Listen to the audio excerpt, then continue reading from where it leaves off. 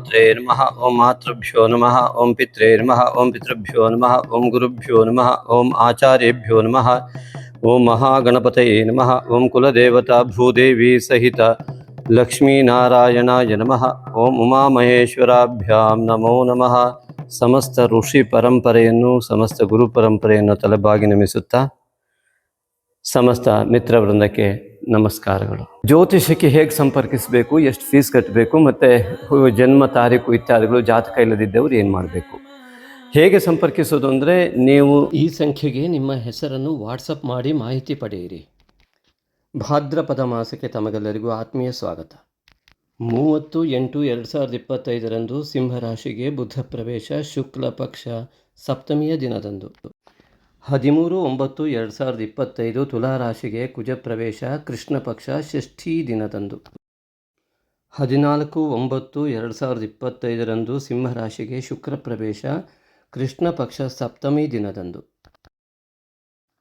15/9/2025 ಕನ್ಯಾ ರಾಶಿಗೆ ಬುಧ ಪ್ರವೇಶ, ಕೃಷ್ಣ ಪಕ್ಷ ಅಷ್ಟಮಿಯ ದಿನದಂದು.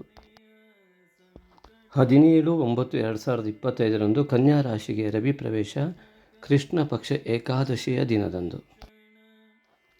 7/9/2025 ಭಾನುವಾರ, ಕುಂಭ ರಾಶಿಯಲ್ಲಿ ಹುಣ್ಣಿಮೆ. 26/8/25 ಶುಕ್ಲ ಪಕ್ಷದ ತೃತೀಯ ದಿನ, ಮಂಗಳವಾರ, ಸ್ವರ್ಣಗೌರಿ ವ್ರತ. 27/8/25 ಶುಕ್ಲ ಪಕ್ಷದ ಚತುರ್ಥಿ, ಬುಧವಾರ, ವರಸಿದ್ಧಿ ವಿನಾಯಕ ವ್ರತ. ಕನ್ಯಾ ರಾಶಿ ಸಂಜಾತರೆಲ್ಲರಿಗೂ ಕೂಡ ಈ ಒಂದು ಭಾದ್ರಪದ ಮಾಸಕ್ಕೆ ಆತ್ಮೀಯ ಸ್ವಾಗತ. ವಿಶೇಷವಾಗಿ ವರಸಿದ್ಧಿ ವಿನಾಯಕ ವ್ರತದ ಸಂಪೂರ್ಣ ಫಲ ನಿಮಗೆ ಸಿಕ್ಕಿ ಮಹಾಗಣಪತಿಯ ಅನುಗ್ರಹದಿಂದ ನಿಮ್ಮ ಈ ಭಾದ್ರಪದ ಮಾಸದ ಎಲ್ಲ ಕ್ರಿಯಾಕಲಾಪಗಳಿಗೂ ಕೂಡ ಅತ್ಯುತ್ತಮವಾದಂತಹ ವಿಘ್ನವಿಲ್ಲದ ಅತ್ಯುತ್ತಮವಾದ ಸ್ಥಿತಿಗತಿಗಳು ಉಂಟಾಗಿ ಅತ್ಯಂತ ಯಶಸ್ಸು ನಿಮ್ಮದಾಗಲಿ, ಆ ಯಶಸ್ಸು ನಿಮ್ಮದಾಗಲಿ ಎಂಬುದಾಗಿ ಹಾರೈಸ್ತಾ ಈ ಒಂದು ಗೋಚಾರ ಫಲವನ್ನು, ಚಂದ್ರ ಆಧಾರಿತವಾದ ಫಲವನ್ನು ಪ್ರಾರಂಭಿಸೋಣ. ಮಿತ್ರರೇ, ಈ ಒಂದು ದೇಶ ಕಾಲ, ನಿಮ್ಮ ಜನ್ಮ ಯಾವ ಕುಟುಂಬದಲ್ಲಾಗಿದೆ, ಆ ಕುಟುಂಬದ ದೋಷ ಪುಣ್ಯ, ಹಾಗೆ ನಿಮ್ಮ ಈಗಿನ ಸ್ಥಿತಿ ಹಾಗೂ ದಶಾಭುಕ್ತಿ ಇತ್ಯಾದಿಗಳ ಕಾಲ, ಹಾಗೆಯೇ ನಿಮ್ಮ ಸಂಸ್ಕಾರ, ದೇವತಾರಾಧನೆ ಫಲ, ತಾಯಿ ತಂದೆಯ ಅನುಗ್ರಹ, ಈ ಒಂದು ಮಾತೃವರ್ಗ ಪಿತೃವರ್ಗದ ಆಶೀರ್ವಾದ ಬಲ, ದೈವ ಬಲ, ಇವೆಲ್ಲವೂ ಕೂಡ ಸೇರಿ ಈ ಅನೇಕ ನಾವು ಹೇಳುವ ಫಲದಿಂದ ವ್ಯತ್ಯಾಸ ಆಗ್ಬೋದು. ಆದರೆ ಎಲ್ಲ ಫಲಗಳು ಕೂಡ ಉತ್ತಮವಾದ ಫಲಗಳಾಗಿ ಪರಿಣಮಿಸಲಿ ನಿಮಗೆ. ಹಾಗೆಯೇ ಯಾವ್ಯಾವ ಘಟನೆಗಳು ಘಟಿಸ್ತಾವಲ್ಲ, ಆ ಎಲ್ಲ ಘಟನೆಗಳು ಕನ್ಯಾ ರಾಶಿಯವರಿಗೆ ಆದದ್ದೆಲ್ಲ ಒಳ್ಳೆಯದಕ್ಕೆ, ಆಗುವುದೆಲ್ಲ ಒಳ್ಳೆಯದಕ್ಕೆ, ಆಗುತ್ತಿರುವುದು ಒಳ್ಳೆಯದಕ್ಕೆ ಅನ್ನುವ ಭಗವಂತನ ವಾಕ್ಯದಂತೆ ಎಲ್ಲವೂ ಕೂಡ ಒಳ್ಳೆಯದಕ್ಕಾಗಿಯೇ ಘಟನೆಗಳು ಘಟಿಸಲಿ ಎಂಬುದಾಗಿ ಹಾರೈಸ್ತಾ ಈ ಒಂದು ರಾಶಿಯ ಫಲವನ್ನು ಪ್ರಾರಂಭಿಸೋಣ.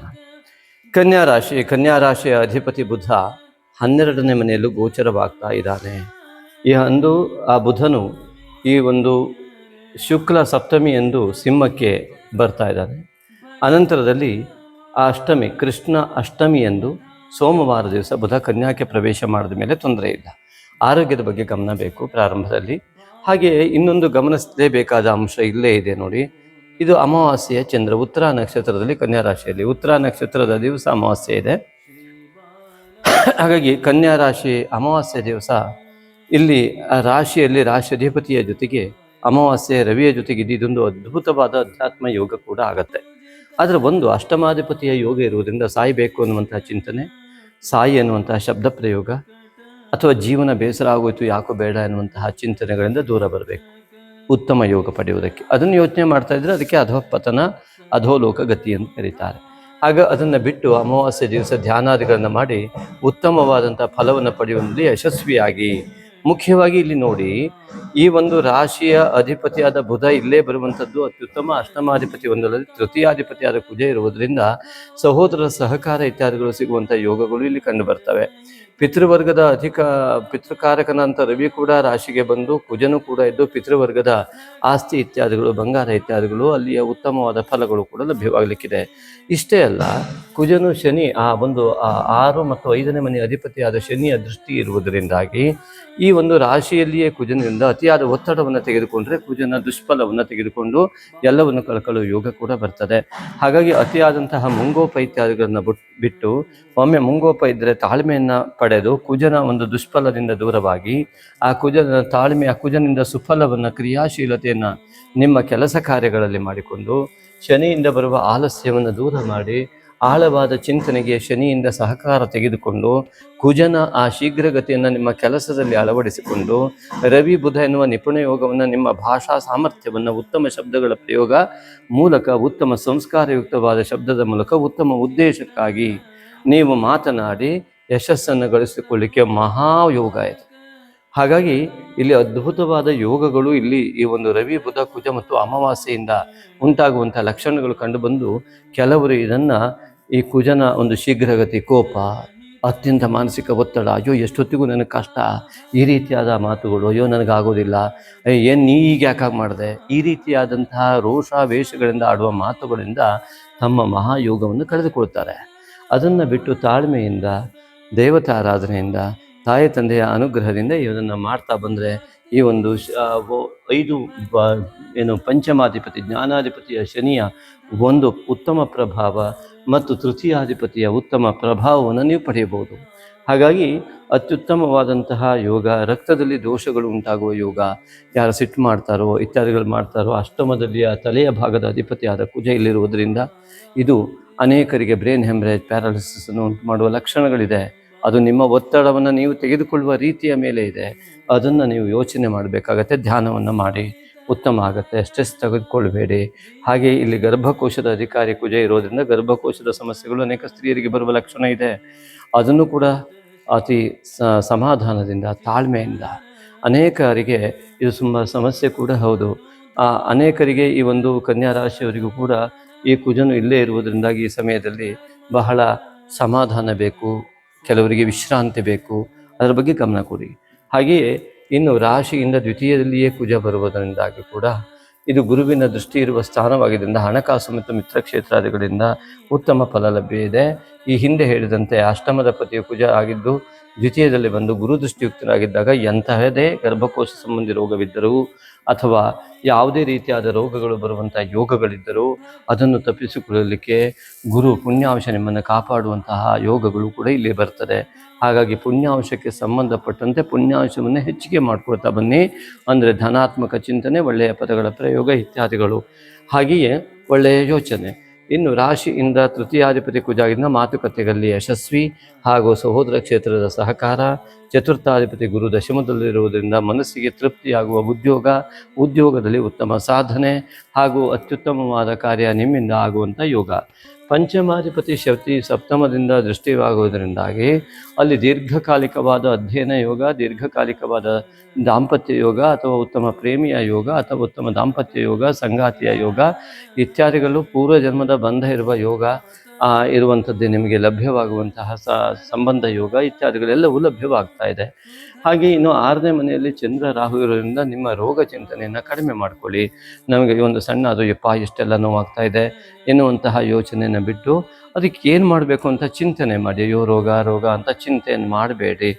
ಅದು ನಿಮಗೆ ಅತಿಯಾದ ರೋಗವನ್ನು ಹೆಚ್ಚಿಸುವಂಥ ಯೋಗವನ್ನು ಕೊಡುತ್ತದೆ. ಹುಣ್ಣಿಮೆಯಂದು ಬಹಳ ಎಚ್ಚರಿಕೆ ಬೇಕು. ಕೆಲವರಿಗೆ ಹುಣ್ಣಿಮೆಯಂದು ಅತ್ಯಂತ ಮಾನಸಿಕವಾದ ಅಲ್ಲೋಲ ಕಲ್ಲೋಲತೆಗಳು ಉಂಟಾಗುವಂಥ ಲಕ್ಷಣಗಳಿರುವುದೇ ಕಾರಣವೇ ಈ ಒಂದು ಚಂದ್ರ ರಾಹು ಯುತಿಯಿಂದ ಆಗುವ ಲಕ್ಷಣಗಳಿದೆ. ಹಾಗಾಗಿ ಮಾನಸಿಕವಾಗಿ ಧ್ಯಾನವನ್ನು ಮಾಡಿ ಯಾವುದನ್ನು ಕೂಡ ಅತಿಯಾಗಿ ಆ ರೋಗದ ಬಗ್ಗೆ ಅತಿಯಾಗಿ ಗಮನ ಕೊಡ್ತಾ ಹೋದರೆ ಔಷಧೋಪಚಾರ ತೆಗೆದುಕೊಳ್ಳಿ, ಅದು ಏನಾಗುತ್ತೋ ಅದಾಗತ್ತೆ. ಆದರೆ ನನಗೆ ಹೀಗಾಗೋಯ್ತಲ್ಲ ಅನ್ನುವ ಚಿಂತನೆ ಇದ್ದರೆ ಸಂಪೂರ್ಣ ಬಿಟ್ಟುಬಿಡಿ. ನಿಮ್ಮ ಕೆಲಸದಲ್ಲಿ ಸಂಪೂರ್ಣವಾಗಿ ನೀವು ತೊಡಗಿಸಿಕೊಳ್ಳಿ ನಿಮ್ಮನ್ನು. ಆ ಮೂಲಕವಾಗಿ ರೋಗಕ್ಕೆ ಔಷಧಿಯನ್ನು ಮಾಡಿಕೊಂಡು ನೀವು ಅದನ್ನು ಮಾಡಿದರೆ ಆಯಿತು. ಹಾಗೆ ಇನ್ನು ಸಪ್ತಮದಲ್ಲಿ ಸಪ್ತಮಾಧಿಪತಿ ದಶಮದಲ್ಲಿ ಹೆಂಡತಿಯ ಅಥವಾ ಗಂಡನ ಜಾತಕದ ಬಲದಿಂದ ಉದ್ಯೋಗದಲ್ಲಿ ಉನ್ನತ ಸ್ಥಿತಿತ್ವ, ಇಬ್ಬರು ಸೇರಿ ಮಾಡುವ ವ್ಯವಹಾರದಲ್ಲಿ ಅತ್ಯಂತ ಉನ್ನತ ಸ್ಥಾನ ಮತ್ತು ದೀರ್ಘಕಾಲಿಕವಾದಂತಹ ಉದ್ಯೋಗದಲ್ಲಿ ಸ್ಥಿರ ಉದ್ಯೋಗವನ್ನು ಪ್ರಾಪ್ತಿ ಮಾಡ್ತಕ್ಕಂತಹ ಒಂದು ಯೋಗ ಗಂಡ ಹೆಂಡತಿಯ ಮಧ್ಯದಲ್ಲಿ. ಹಾಗೆಯೇ ಸಿಗುವಂತಹ ಒಬ್ಬ ಸಂಗಾತಿ ಕೂಡ ಎಲ್ಲ ರೀತಿಯಾಗಿ ನಿಮಗೆ ಉತ್ತಮವಾದಂತಹ ಆರ್ಥಿಕ ಉನ್ನತ್ಯ ಮತ್ತು ಉದ್ಯೋಗ ಸ್ಥಾನದಲ್ಲಿ ಔನ್ನತ್ಯವನ್ನು ನೀಡುವಂತಹ, ಉದ್ಯೋಗ ಸ್ಥಾನದಲ್ಲಿರುವವರನ್ನ ಮದುವೆ ಆಗುವಂಥ ಯೋಗ ಇತ್ಯಾದಿಗಳು ನಿಮ್ಮ ಜಾತಕಗಳಿಗೆ ಅವಕಾಶವನ್ನು ಕಲ್ಪಿಸಿಕೊಡುವ ಗೋಚಾರ ಫಲ. ಇನ್ನು ಅಷ್ಟಮದಲ್ಲಿ ಕುಜ ಇಲ್ಲಿ ರಾಶಿಯಲ್ಲೂ ದ್ವಿತೀಯದಲ್ಲಿ ಬಂದಿದ್ದಾನೆ. ಈಗಾಗಲೇ ಫಲ ಹೇಳಿದ್ದೇವೆ. ಭಾಗ್ಯಾಧಿಪತಿಯಾದ ಶುಕ್ರ ಏಕಾದಶದಲ್ಲಿ 12 ಅತ್ಯುತ್ತಮ ಫಲದಾಯಕನಾಗಿದ್ದಾನೆ. ನಿಮ್ಮ ಎಲ್ಲ ಲಾಭಾಂಶಗಳು, ಪಿತೃವರ್ಗದ ಆಶೀರ್ವಾದ, ಕುಲದೇವತಾ ಆರಾಧನೆಯ ಫಲವನ್ನು ಸಂಪೂರ್ಣವಾಗಿ ಪಡೆಯುವ ಮಹಾಯೋಗ ಈ ಒಂದು ಭಾಗ್ಯಾಧಿಪತಿ ಏಕಾದಶದಲ್ಲಿ ಇರುವಂಥದ್ದು. ಇದನ್ನು ಖಂಡಿತವಾಗಿ ಪಡೆಯ. ಹಾಗೆ ದೈವ ಬಲಕ್ಕಾಗಿ ಗುರು ದಶಮದಲ್ಲಿರುವಂಥದ್ದು. ಅದು ರಾಶಿಯಾಧಿಪತಿಯಾದ ಬುಧನು ಮಿಥುನ ರಾಶಿಯಾಧಿಪತಿಯಾದ ಬುಧ, ಆ ಬುಧನ ಅಧಿಪತ್ಯದಲ್ಲಿರುವಂತಹ 10ನೇ ಮನೆಯಲ್ಲಿಯೇ ಗುರುವಿನ ಸ್ಥಾನ. ಅದ್ಭುತವಾದ ಯೋಗ. ಹಾಗಾಗಿ ಒಂದು ಅಧ್ಯಾತ್ಮ ಯೋಗದ ಜೊತೆಗೆ ಸಾಧನಾ ಯೋಗ. ನಿಮ್ಮ ಈ ಒಂದು ಯೋಗವನ್ನು ಸರಿಯಾಗಿ ಬಳಸಿಕೊಂಡಲ್ಲಿ ನಿಮ್ಮ ಅನೇಕ ತಲೆಮಾರುಗಳವರೆಗೆ ಭದ್ರವಾದ ನಿಮ್ಮ ಹೆಜ್ಜೆ ಮೂಡುವುದು ನಿಶ್ಚಿತ. ಅಂತಹ ಒಂದು ಉತ್ತಮ ಹೆಜ್ಜೆ ನಿಮ್ಮಿಂದ ಇಡಲ್ಪಡಲಿ, ಅಂತಹ ನಿರ್ಧಾರ ಉಂಟಾಗಲಿ. ಹಾಗೆಯೇ ರಾಶಿಯಿಂದ ಏಕಾದಶದಲ್ಲಿ ಶುಕ್ರ ಈಗಾಗಲೇ ಏಕಾದಶಾಧಿಪತಿ ಚಂದ್ರ ಅಮಾವಾಸ್ಯೆಯನ್ನು ರಾಶಿಯಲ್ಲೇ ಮಾಡ್ತಾ ಇದ್ದಾನೆ. ಹಾಗಾಗಿ ರವಿ ಆತ್ಮಕಾರಕನಾಗಿ, ಬುಧ ಬುದ್ಧಿಕಾರಕನಾಗಿ, ಚಂದ್ರ ಮನಃಕಾರಕನಾಗಿ, ಮನಸ್ಸು ಬುದ್ಧಿ ಆ ಆತ್ಮ ಒಳಗಡೆಯ ಚೈತನ್ಯ ಶಕ್ತಿಯಲ್ಲಿ ವಿಲೀನವಾಗಿ ಪೌರ್ಣಿಮೆಯ ಚಂದ್ರನು ಕೂಡ ಇಲ್ಲಿ ನೇರವಾದಂತಹ ದೃಷ್ಟಿಯನ್ನು ಇಲ್ಲಿವರೆಗೂ ನೀಡುವಂತಹ ವ್ಯವಸ್ಥೆ ಇರುವುದರಿಂದ ನಿಮಗೆ ಒಂದು ಅದ್ಭುತವಾದ ಅಧ್ಯಾತ್ಮ ಯೋಗ, ಆ ಮೂಲಕ ಜೀವನ ಸಾರ್ಥಕ್ಯ ಯೋಗ, ಮಹಾಜ್ಞಾನ ಯೋಗ. ಖಂಡಿತವಾಗಿಯೂ ಇಂತಹ ಜ್ಞಾನವನ್ನು ಪಡೆಯುವಂಥವರಾಗಿ ನಿಮಗೂ ನಿಮ್ಮ ಕುಟುಂಬಕ್ಕೂ ಸಮಾಜಕ್ಕೂ ಅತ್ಯುತ್ತಮವಾದಂತಹ ಪ್ರಯೋಜನಕಾರಿಯಾದಂತಹ ವ್ಯಕ್ತಿಗಳಾಗಿ ಖಂಡಿತವಾಗಿಯೂ ಬದುಕಿ ಸಮಾಧಾನ ಚಿತ್ತರಾಗಿ ಬದುಕುವಂತಹ ಯೋಗ ನಿಮ್ಮದಾಗಲಿ. ಸಮಾಧಾನ ಮತ್ತು ಪರಿಹಾರ ಏನು ಅಂತ ನೋಡೋಣ ಅಲ್ವಾ? ಕೊನೆಯವರೆಗೂ ತಪ್ಪದೆ ನೋಡಿ. ತಮಗೆಲ್ಲರಿಗೂ ಕೂಡ ಧನ್ಯವಾದಗಳು. ಮೊದಲನೇದಾಗಿ ಯಾರ್ಯಾರೆಲ್ಲ ನಮ್ಮ ಚಾನಲ್ನ ಸಬ್ಸ್ಕ್ರೈಬ್ ಮಾಡಿದಿರಾ ಮತ್ತು ಕಾಮೆಂಟ್ಗಳನ್ನು ಮಾಡಿದಿರಾ, ಶೇರ್ ಮಾಡಿದಿರಾ, ಆ ಮೂಲಕವಾಗಿ ಈ ಒಂದು ವಿಡಿಯೋಗಳನ್ನು ಸಮಾಜದಲ್ಲಿ ಹರಡುವ ಮೂಲಕ ಅವರಲ್ಲಿ ಆತ್ಮಸ್ಥೈರ್ಯ ಮತ್ತು ಮನೋಬಲವನ್ನು ವೃದ್ಧಿಸುವಲ್ಲಿ ಮಹಾಯೋಗವನ್ನು ಕಲ್ಪಿಸಿಕೊಟ್ಟಿದ್ದೀರಾ. ಅಂಥವರೆಲ್ಲರಿಗೂ ಕೂಡ ಆತ್ಮೀಯ ಧನ್ಯವಾದಗಳು. ನಿಮ್ಮ ನಡೆ ನಿಮ್ಮ ಪ್ರಗತಿಯತ್ತ. ಆ ನಡೆಯಲ್ಲಿ ಈ ಮೊಬೈಲಿಂದ ಬರುವಂತಹ ಈ ಒಂದು ವಿಡಿಯೋಗಳನ್ನು ಶೇರ್ ಮಾಡುವುದರ ಮೂಲಕವಾಗಿ ಕೂಡ ಆ ಒಂದು ಉತ್ತಮ ಪ್ರಗತಿಯ ಹೆಜ್ಜೆ ನಿಮ್ಮದಾಗಲಿ. ಅದೇ ರೀತಿಯಾಗಿ ನಮ್ಮ ಮಾತುಗಳು ಅದು ಎಷ್ಟೊಂದು ಸಂಸ್ಕಾರಯುಕ್ತವಾಗಿರ್ತವೆ. ವ್ಯಂಗ್ಯ, ಕುಹಕ ಮತ್ತು ದುರುದ್ದೇಶ, ಹೊಟ್ಟೆ ಕಿಚ್ಚು ಇತ್ಯಾದಿಗಳಿಂದಿಲ್ಲದ ಅದ್ಭುತವಾದಂತಹ ಉತ್ತಮ ಬುದ್ಧಿಶಕ್ತಿಯ ಯೋಗವುಳ್ಳಂತಹ ಮಾತುಗಳ ಪದಪುಂಜಗಳೇನಿದ್ದಾವೆ, ನಿಮ್ಮ ಕಾಮೆಂಟ್ ಪಟುಗಳಿರ್ಬೋದು ಅಥವಾ ಯಾರೇ ಇರ್ಬೋದು, ಕಾಮೆಂಟ್ ಮಾಡಿದ ಎಲ್ಲರಿಗೂ ಕೂಡ ಧನ್ಯವಾದಗಳು. ಎಲ್ಲ ರೀತಿಯ ಕಾಮೆಂಟಿಗೆ ಸ್ವಾಗತ. ಆ ಎಲ್ಲರಿಗೂ ಕೂಡ ನಮ್ಮ ಧನ್ಯವಾದಗಳನ್ನು ಅರ್ಪಿಸ್ತಾ, ನಾವು ಮಾಡಿದ ಕಮೆಂಟ್ಗಳಿರ್ಬೋದು, ನಾವು ಆಡುವ ಮಾತುಗಳಿರ್ಬೋದು, ಇವೆಲ್ಲವೂ ಕೂಡ ನಮ್ಮ ಜ್ಞಾನ ಮಟ್ಟವನ್ನು, ಸಂಸ್ಕಾರ ಮಟ್ಟವನ್ನು, ಅಭಿವೃದ್ಧಿಯ ಪಥವನ್ನು ಎಲ್ಲವನ್ನು ನಿರ್ದೇಶನ ಮಾಡ್ತಕ್ಕಂಥದ್ದಾಗಿರುತ್ತೆ. ನಮ್ಮ ನಿರಂತರ ಅಭಿವೃದ್ಧಿಗಾಗಿ, ನಿಮ್ಮೆಲ್ಲರ ನಿರಂತರ ಅಭಿವೃದ್ಧಿಗಾಗಿ ಇಂತಹ ಉತ್ತಮ ಸಲಹೆ ಇರುವಂತಹ ವಿಡಿಯೋಗಳನ್ನು ಖಂಡಿತವಾಗಿಯೂ, ಕೇವಲ ನನ್ನ ವಿಡಿಯೋ ಅಂತಲ್ಲ, ಕೆಲವರಿಗೆ ದೃಷ್ಟಿಭೇದ, ಏನು ಮಾಡಲಿಕ್ಕಾಗತ್ತೆ, ದೇವಸ್ಥಾನಕ್ಕೆ ಹೋದರೆ ಕಲ್ಲು ಮಾತ್ರ ಕಾಣುತ್ತೆ ಕೆಲವರಿಗೆ ದೇವರು ಕಾಣುತ್ತೆ. ಹಾಗೆಯೇ ಕೆಲವರಿಗೆ ನಾವು ಇದನ್ನು ಶೇರ್ ಮಾಡಿ, ಲೈಕ್ ಮಾಡಿ, ಹಾಗೆ ಕಾಮೆಂಟ್ ಮಾಡಿ ಅಂತ ತಕ್ಷಣ ಏನು ಅನಿಸುತ್ತೆ ಅಂದರೆ, ಇವ್ರಿಗೆ ದುಡ್ಡು ಬರ್ತದೆ ಅಂತ ಅನಿಸುವಂಥ ಸಾಧ್ಯತೆ ಇದೆ. ಹಾಗೆ ಕಾಮೆಂಟ್ ಮಾಡಿದವರು ಕೂಡ ಇದ್ದಾರೆ. ಯಾಕೆಂದರೆ ಅವರು ವ್ಯಾಪಾರಿ ದೃಷ್ಟಿಯಿಂದ ನೋಡುವವರು. ಧನಾತ್ಮಕ ಚಿಂತನೆಯನ್ನು ಹೆಚ್ಚಿಸಿಕೊಳ್ಳುವ ನಿಟ್ಟಿನಲ್ಲಿ ಇದೊಂದು ಸದಾವಕಾಶ ನಾವು ನಿಮಗೆ ಕೊಟ್ಟಿದ್ದೇವೆ. ಸಬ್ಸ್ಕ್ರೈಬ್ ಮಾಡುವ ಮೂಲಕವಾಗಿ ನಿಮಗೆ ಅತಿ ಹೆಚ್ಚಿನ ರೀತಿಯಲ್ಲಿ ನಮ್ಮ ಎಲ್ಲ ವಿಡಿಯೋಗಳು ಲಭ್ಯವಾಗ್ತವೆ. ಅದಕ್ಕೇನು ಖರ್ಚಿರೋದಿಲ್ಲ. ಆದರೆ ನೀವು ಇದನ್ನು ಮಾಡೋದ್ರಿಂದ ನಮ್ಮ ಎಲ್ಲ ವಿಡಿಯೋಗಳು ಲಭ್ಯವಾಗುವುದರಿಂದ ನಿಮಗೊಂದಿಷ್ಟು ಅವಕಾಶಗಳು ಮತ್ತು ಅವರಿಗೆ ಆ ವಿಡಿಯೋಗಳನ್ನು ಕಳಿಸಿ ಅವರ ಮನೋಬಲವನ್ನು ಹೆಚ್ಚಿಸುವಂತಹ, ಸಮಾಜದಲ್ಲಿ ಸೌಖ್ಯ ಮೂಡುವಂತಹ ಒಂದು ವ್ಯವಸ್ಥೆಗೆ ನೀವು ಕಾರಣಕರ್ತರಾಗ್ತೀರಾ. ಹಾಗೆ ಈಗ ಸಮಾಧಾನ ಮತ್ತು ಈ ಒಂದು ಪರಿಹಾರ, ಕೆಲವರು ಹೇಳಿದ್ರು ಪರಿಹಾರಗಳನ್ನು ಅಲ್ಲಿ ಹೇಳಿ ಅಂತ. ಹೌದು, ಪರಿಹಾರವನ್ನು ಹೇಳೋದು ಸೂಕ್ತವಲ್ವೇ? ಜ್ಯೋತಿಷ್ಯ ಒಂದು ಬೆಳಕು. ಜ್ಯೋತಿಷ ಅಂದರೆ ಬೆಳಕು. ಜೀವನದಲ್ಲಿ ಬೆಳಕು ಸಿಗಲಿಕ್ಕೆ ಯಾವ್ಯಾವ ಪರಿಹಾರ ಎಲ್ಲ ಬೇಕೋ ಅದೆಲ್ಲ ಮಾಡಲೇಬೇಕು. ಮೊಟ್ಟ ಮೊದಲನೇದಾಗಿ ಯಾವುದೋ ವಸ್ತುವಿನಿಂದ ಪರಿಹಾರ ಸಿಗುವುದಿಲ್ಲ, ಪೂಜೆಯಿಂದ ದೈವ ಬಲ ಸಿಗುತ್ತೆ. ಆ ಒಂದು ಪೂಜೆಯನ್ನು ನಿರ್ಧಾರ ಮಾಡುವುದು ಕೇವಲ ರಾಶಿಯ ಫಲದಲ್ಲಿ ಖಂಡಿತ ಸಾಧ್ಯ ಇಲ್ಲ, 100ಕ್ಕೆ 200ರಷ್ಟು ಸಾಧ್ಯ ಇಲ್ಲ. ಹಾಗಾಗಿ ನಿಮ್ಮ ಜಾತಕ ಪರಿಶೀಲನೆ ಮಾಡಿ, ನಿಮ್ಮ ಸಮಯಕ್ಕೆ ತಕ್ಕಂತೆ ಇರುವಂತಹ ಗೋಚಾರ ಫಲವನ್ನು ಗ್ರಹಿಸಿ, ಈಗಿನ ಸ್ಥಿತಿಗತಿಗಳಿಗೆ ಪ್ರಶ್ನೆ ಮಾರ್ಗವನ್ನು ಅನುಸರಿಸಿ, ಅಂತಹ ಕಷ್ಟಗಳಿದ್ದಲ್ಲಿ ಮಾತ್ರ ಪೂಜೆಯನ್ನು ಯಥಾಕ್ರಮವಾಗಿ ನಿಮ್ಮ ಜಾತಕಕ್ಕೆ ತಕ್ಕಂತೆ ಸಂಕಲ್ಪ ಮಾಡುವ ಅನಿವಾರ್ಯತೆಗಳು ಮಾತ್ರ ಇರ್ತವೆ. ಹಾಗೆಯೇ ಆ ಒಂದು ಪರಿಹಾರವನ್ನು ಅನೇಕ ವಿಧದಲ್ಲಿ ಮಾಡಿಕೊಳ್ಳುವಂತಹ ಯೋಗ ಹೇಗಿರ್ತದೆ ಅಂತಂದರೆ, ಯಾವ ರೀತಿಯ ದೋಷಗಳು ಯಾವ ವ್ಯಕ್ತಿಗಿದೆ, ಅದು ಯಾವ ಗ್ರಹಕ್ಕೆ, ಉದಾಹರಣೆಗೆ ನನ್ನ ಮಗನಿಗೆ ತುಂಬ ಸಿಟ್ಟು ಬರ್ತದೆ, ಓದೋದಿಲ್ಲ, ಏಕಾಗ್ರತೆ ಇಲ್ಲ, ಎಲ್ಲ ಒಂದೊಂದು ಗ್ರಹದ ಸ್ಥಿತಿಗತಿಗಳ ಅಂಶಗಳನ್ನು ಹೇಳುವಂಥ ವ್ಯವಸ್ಥೆ. ರಾಹುವಿನಿಂದ ಚಾಂಚಲ್ಯತೆ, ಒಂದು ಕಡೆ ಕೂತಲ್ಲಿ ಕೂರೋದಿಲ್ಲ, ಹಠವನ್ನು ಮಾಡ್ತಾನೆ ರಾಹು, ಅತಿಯಾಗಿ ಸಿಟ್ಟನ್ನು ಮಾಡ್ತಾನೆ ಮುಂಗೋಪ ಮಾಡ್ತಾನೆ ಕುಜ. ಅದನ್ನು ಕಡಿಮೆ ಮಾಡಲಿಕ್ಕೆ ದೈವ ಬಲಕ್ಕಾಗಿ ಅವನ ಸಮಯಾದಿಗಳನ್ನು ಪರಿಶೀಲನೆ ಮಾಡಿಕೊಳ್ಳುವುದಲ್ಲದೆ, ಯಾವ ವ್ಯಕ್ತಿಗೆ ಯಾವ ರೀತಿಯ ಆರಾಧನೆಯ ಅಗತ್ಯ ಇದೆ ಎನ್ನುವುದನ್ನು ನಿರ್ಧಾರ ಮಾಡುವುದು ಇದು ಜಾತಕ. ಇದೊಂದು ದೊಡ್ಡ ವಿಜ್ಞಾನ. ಈ ಒಂದು ಜ್ಯೋತಿಷ ಶಾಸ್ತ್ರ ಭೌಗೋಳಿಕವಾಗಿಯೂ ಭೌಗೋಳಿಕ ಕೌತುಕವನ್ನು ಹೇಳುವುದರ ಜೊತೆಗೆ ಅದು ಅತಿ ದೊಡ್ಡ ವಿಜ್ಞಾನ ಕೂಡ ಹೌದು. ನಮ್ಮ ದೇಹವೂ ಕೂಡ ಒಂದು ವಿಶೇಷವಾದ ವಿಜ್ಞಾನದಿಂದ ಸೃಷ್ಟಿಯಾಗಿದೆ. ಅದಕ್ಕೆ ತಕ್ಕಂತಹ ವ್ಯವಸ್ಥೆಯನ್ನೇ ಜಾತಕದ ಮೂಲಕ ತೋರಿಸುವಂಥದ್ದು. ದೇಹದಲ್ಲಿಯ ರೋಗ, ನಮಗೆ ಸಿಗುವ ಯೋಗ, ನಾವು ಅನುಭವಿಸುವ ಭೋಗ ಎಲ್ಲವನ್ನೂ ಕೂಡ ಹೇಳುವುದೇ ಈ ಒಂದು ಜಾತಕದ ವ್ಯವಸ್ಥೆ.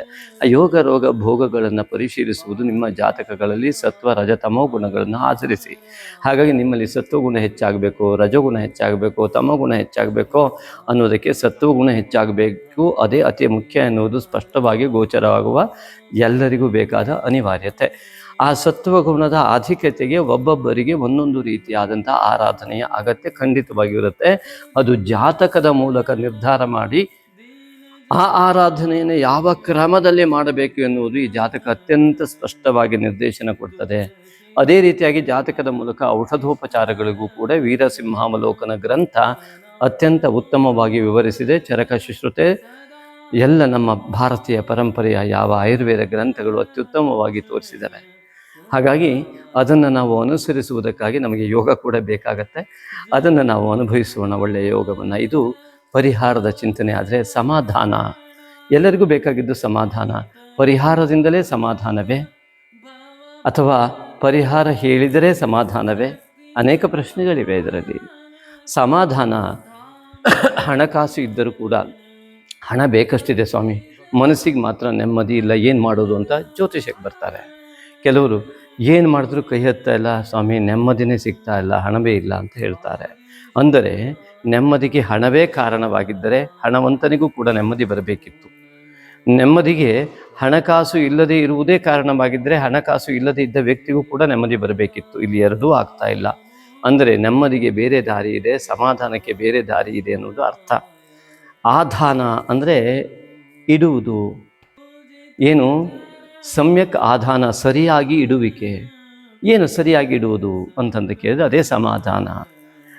ನಮ್ಮ ದಿನದ ಬೆಳಗಿನಿಂದ ರಾತ್ರಿ ಮಲಗುವವರೆಗಿನ ಎಲ್ಲ ಕ್ರಿಯೆಗಳನ್ನು ಸರಿಯಾಗಿ ಇಡುವಂಥ ವ್ಯವಸ್ಥೆ ಆಗಬೇಕು. ಎಲ್ಲಿ? ಮನಸ್ಸಿನ ಒಳಗೆ, ನಮ್ಮ ಬುದ್ಧಿಯ ಒಳಗೆ.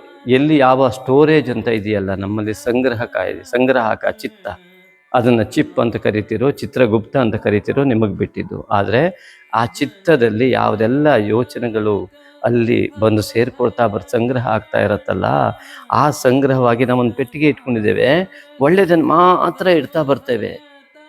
ಆಗ ನಮಗೆ ಆ ಪೆಟ್ಟಿಗೆ ತುಂಬಿತು ಹಣ್ಣುಗಳು ಅಥವಾ ಬಂಗಾರ, ಸಮಾಧಾನ ಆಯಿತು, ಸಮ್ಯಕ್ ಆಧಾನ ಆಯಿತು, ಸಂಪೂರ್ಣವಾಯಿತು.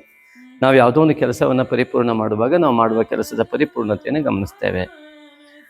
ನೀವೊಂದು ಮೊಬೈಲ್ ತಗೊಳ್ಳುವಾಗ ಅದ್ರ ಫಿನಿಶಿಂಗ್ ಹೇಗಿದೆ, ಗಾಡಿ ನೋಡುವಾಗ ಅದ್ರ ಫಿನಿಶಿಂಗ್ ಹೇಗಿದೆ, ಒಂದು ಡ್ರಾಯಿಂಗ್ ಮಾಡುವಾಗ ಆ ಫಿನಿಶಿಂಗ್ ಹೇಗಿದೆ, ಎಲ್ಲ ಅದನ್ನೇ ನೋಡೋದಲ್ವಾ. ಹಾಗಾಗಿ ಆ ಪರಿಪೂರ್ಣತೆಯನ್ನು ನೋಡುವ ದೃಷ್ಟಿಕೋನ ಇದೆಯಲ್ಲ, ಅದರಲ್ಲಿ ಒಳಗಡೆ ಏನೂ ಕೂಡ ನ್ಯೂನ್ಯತೆ ಇರಬಾರ್ದು. ಆ ರೀತಿಯಾಗಿ ಇರುವಂಥ ವ್ಯವಸ್ಥೆಯನ್ನು ನಾವು ಅತ್ಯಂತ ಉತ್ತಮ ಅಂತ ಕರಿತೇವೆ. ಹಾಗೆ ನಮ್ಮ ಮನಸ್ಸಿನಲ್ಲಿ ಯಾವ ಸ್ಟೋರೇಜ್ ಚಿತ್ತ ಇದೆಯಲ್ಲ, ಅಲ್ಲಿ ಯಾವುದೇ ಋಣಾತ್ಮಕವಾಗಿರುವುದು, ನ್ಯೂನ್ಯತೆ ಆಗಿರುವುದನ್ನು ಸಂಪೂರ್ಣ ತೆಗೆದುಕೊಳ್ಳದೇನೆ ಅಲ್ಲಿ ಕೇವಲ ಧನಾತ್ಮಕವಾಗಿ ಮಾತ್ರ ಇಡುವುದಿದೆಯಲ್ಲ, ಇದೇ ಸಮಾಧಾನ. ಆಗ ಮಾತ್ರ ಸಮಾಧಾನ ಸಿಗ್ತದೆ. ಹಾಗಾಗಿ ನಾವು ಸ್ವೀಕರಿಸುವ ವಿಧಾನ ಪಂಚೇಂದ್ರಿಯಗಳಿಂದ ಯಾವ ರೀತಿ ಸ್ವೀಕರಿಸ್ತೇವೋ ಎಲ್ಲರೂ ಒಂದೇ ರೀತಿ ಸ್ವೀಕರಿಸ್ತಾರೆ. ಕಣ್ಣು ನೋಡುತ್ತೆ, ಆ ಗಣಪತಿಯ ಫೋಟೋವನ್ನು ನೋಡಿದ್ರೆ ಗಣಪತಿಯನ್ನಾಗಿ ಸ್ವೀಕರಿಸುತ್ತೆ. ಆದರೆ ಒಳಗಡೆ ಮನಸ್ಸಿಗೆ ಹೋದ ಮೇಲೆ ಗಣಪತಿಯ ಬಗ್ಗೆ ಚಿಂತನೆ ಹೇಗೆ ಬರ್ತದೆ? ಒಬ್ಬರಿಗೆ ಅದು ಫೋಟೋ ಥರ ಕಾಣುತ್ತೆ, ಇನ್ನೊಬ್ಬರಿಗೆ ಅದು ಕಲ್ಲು ಥರ ಕಾಣುತ್ತೆ, ಇನ್ನೊಬ್ಬರಿಗೆ ಇದೆಂಥ ವಿಚಿತ್ರ ಅಂತ ಕಾಣುತ್ತೆ. ಚೈನೀಸ್ನಿಗೆ ಒಬ್ಬನಿಗೆ ಬಂದು ಈ ಗಣಪತಿ ಅಂದ್ಕೊಳ್ಳಿ, ಏನಪ್ಪ ಮನುಷ್ಯನ ದೇಹಕ್ಕೆ ಆನೆ ಮುಖ ಹಾಕ್ಬಿಟ್ಟಿದ್ಯಾ ಅಂತ ಹೇಳ್ತಾರೆ. ಒಂದು ಮಗು ನೋಡಿದ್ರೆ ಅದನ್ನು ನೋಡಿ ಖುಷಿಯಿಂದ ಕುಣಿತದೆ. ಇನ್ನೊಂದು ಭಕ್ತನಿಗೆ ಅದರ ಜೊತೆ ಮಾತಾಡುವಂತಹ ಮನಸ್ಥಿತಿ ಬರ್ತದೆ. ನನ್ನ ಕಷ್ಟವನ್ನು ನೀನೇನಿಗಪ್ಪ, ಎಲ್ಲವೂ ನೀನೇ, ನನ್ನದೇನೂ ಇಲ್ಲ ಅನ್ನುವಂತಹ ಚಿಂತನೆ ಬರ್ತದೆ. ಹೀಗೆ ದೃಷ್ಟಿಭೇದಗಳು. ಹಾಗಾಗಿ ನಮ್ಮ ಸಂಸ್ಕಾರಗಳು, ಅದರ ಮೂಲಕ ಆಡುವಂತಹ ಮಾತುಗಳು ಈ ರೀತಿಯಾಗಿರುತ್ತೆ. ಹಾಗಾಗಿ ಸಮಾಧಾನ ಯಾರಿಗೆ ಆಗೋದಿಲ್ಲ ಅಂತಂದರೆ, ಯಾರು ಅವರ ಚಿತ್ತದಲ್ಲಿ ಸಂಪೂರ್ಣವಾಗಿ ಆ ನ್ಯೂನ್ಯತೆಗಳನ್ನು ತುಂಬಿಕೊಂಡಿರ್ತಾರಲ್ಲ, ಅವರು ಕೂಡ ದೇವರನ್ನು ನೋಡಿದ್ರೂ ಅಲ್ಲೂ ಸಮಾಧಾನ ಪಡೋದಿಲ್ಲ. ಅದೊಂದು ಅಲಂಕಾರ ಹೀಗಾಗಿದೆ. ಭಟ್ರೆ ಸ್ವಲ್ಪ ಸರಿ ಮಾಡಬೇಕಿತ್ತು. ದೇವರನ್ನು ನೋಡ್ಲಿಕ್ಕೆ ಬಂದವರು ದೇವರಲ್ಲಿ ನ್ಯೂನ್ಯತೆ ನೋಡುವ ಮನಸ್ಥಿತಿಗೆ ಬರ್ತಾರೆ. ಹಾಗಾಗಿ ಯಾವತ್ತೂ ಕೂಡ ಯಾವುದನ್ನು ಕೂಡ ಒಳ್ಳೆಯದನ್ನಾಗಿಯೇ ಪರಿವರ್ತಿಸಿಕೊಳ್ಳುವಂತಹ ವ್ಯವಸ್ಥೆ ಇದೆಯಲ್ಲ, ಇದು ಸಮಾಧಾನ. ಇರುವುದರಲ್ಲೆಲ್ಲ ನ್ಯೂನ್ಯತೆಯನ್ನು ಕಾಣುವುದಿದೆಯಲ್ಲ, ಸೊಸೆ ಸರಿಯಾಗಿಲ್ಲ, ಅದು ಮಾಡೋ ಸರಿಯಾಗಿಲ್ಲ, ಅಥವಾ ಅತ್ತೆ ಸರಿಯಾಗಿಲ್ಲ, ಮಗ ಸರಿಯಾಗಿಲ್ಲ, ಅಪ್ಪ ಸರಿಯಾಗಿಲ್ಲ, ಈ ಇಲ್ಲ ಇಲ್ಲ ಇಲ್ಲ ಇಲ್ಲ ಎನ್ನುವ ನ್ಯೂನ್ಯತೆಗಳಿದಾವಲ್ಲ, ಇವನ್ನೆಲ್ಲವನ್ನು ಕೂಡ ನಾವು ಮನಸ್ಸೊಳಗೆ ಇಟ್ಕೊಟ್ಟು ಬರ್ತೀವಲ್ಲ, ಅದು ಅಸಮಾಧಾನ, ನ ಸಮಾಧಾನ. ಯಾವುದೆಲ್ಲ ಒಳ್ಳೆಯದಿದೆ ಒಳ್ಳೆಯದಿದೆ ಒಳ್ಳೆಯದಿದೆ ಅದು ಒಳ್ಳೆಯದು ಅಂತ ಸ್ವೀಕರಿಸಿ ಅದರ ಮೂಲಕವಾಗಿ ನಮ್ಮ ಪ್ರತಿಕ್ರಿಯೆ ಉಂಟಾಗತ್ತಲ್ಲ, ಅದು ಸಮಾಧಾನ. ಆ ಸಮಾಧಾನ ನಿಮಗೆಲ್ಲರಿಗೂ ಉಂಟಾಗಲಿ. ಹಾಗೆಯೇ ಈ ಒಂದು ವಿಡಿಯೋಗಳನ್ನು ದಯವಿಟ್ಟು ಶೇರ್ ಮಾಡಿ, ಈ ವಿಡಿಯೋನ ದಯವಿಟ್ಟು ಶೇರ್ ಮಾಡಿ. ಅನೇಕರಿಗೆ ಉಪಕಾರ ಮಾಡಿದ ಪುಣ್ಯ ಖಂಡಿತವಾಗಿ. ನಾವೊಂದು ಸತ್ಯವನ್ನು ಹೇಳ್ತೇನೆ, ಜ್ಯೋತಿಷಕ್ಕಾಗಿ ಅಲ್ಲ, ಇದನ್ನು ಕಳಿಸಿದಂತಹ ವಿಡಿಯೋವನ್ನು ನೋಡಿ ಕೆಲವರು ಕಮೆಂಟನ್ನು ನೀವು ಕೂಡ ಗ್ರಹಿಸ್ಬೋದು. ಮನಸ್ಸಿಗೆ ತಳಮಳ ಇತ್ತು, ಏನೋ ಸಮಾಧಾನ ಸಿಕ್ತು ಅಂತ ಬರೆದಿದ್ದಾರೆ. ಅಂದರೆ ಆ ಒಂದು ವಿಡಿಯೋ ಇನ್ನೊಬ್ಬರ ಸಮಾಧಾನಕ್ಕೆ ಕಾರಣವಾಗ್ತದೆ ಅಂದರೆ, ನಿಮ್ಮಿಂದ ಒಂದು ವ್ಯಕ್ತಿ ಸಮಾಧಾನ ಆಗಲಿಕ್ಕೆ ನೀವು ಶೇರ್ ಮಾಡುವ ಮೂಲಕ ಸಾಧ್ಯವಾಗತ್ತೆ, ನಿಮ್ಮ ಮಿತ್ರರಿಗೆ ಹಂಚುವ ಮೂಲಕ ಸಮಾಧಾನ ಆಗತ್ತೆ. ಹಾಗಾಗಿ ನೀವು ನಮಗೆ ಪ್ರೋತ್ಸಾಹಿಸಿದ ಸಮಾಧಾನ ಕೂಡ ನಮಗೆ ಸಿಗತ್ತೆ. ಎಲ್ಲವೂ ಕೂಡ ಅತ್ಯುತ್ತಮವಾಗಿ ಉಂಟಾಗಲಿ ಎಂಬುದಾಗಿ ಹೇಳ್ತಾ ಧನ್ಯವಾದಗಳನ್ನು ನಿಮಗೆ ಖಂಡಿತವಾಗಿ ಅರ್ಪಿಸ್ತೇನೆ. ನಮಗೆ, ನಿಮಗೆ, ಈ ಲೋಕಕ್ಕೆ ಎಲ್ಲವೂ ಕೂಡ ಒಳ್ಳೆಯದಾಗಲಿ. ಲೋಕ ಸಮಸ್ತ ಸುಖಿನೋ ಭವಂತು.